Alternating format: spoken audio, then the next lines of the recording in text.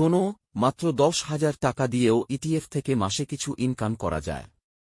এটা fixed income না, কিন্তু একটু বুদ্ধি খাটালে নিয়মিত লাভ তোলা যায়। প্রথমে টাকাটা 3 ভাগে ভাগ করো। 1 ভাগ রাখো নিফটি 50 ইটিএফে, যেখানে রিস্ক কম। দ্বিতীয় ভাগ রাখো ব্যাংক 20 বা নিফটি নেক্সট 50 ইটিএফে, যেগুলো একটু ওঠানামা করে। আর শেষ ভাগ রাখো আইটি 20 বা ফার্মা 20-এ, যেগুলো মাঝে মাঝে হঠাৎ বাড়ে। এখন নিয়মটা খুব সহজ। দাম কমলে কিনো, দাম বাড়লে বেচে দাও। মাসে 2-3 বার এমন সুযোগ আসেই।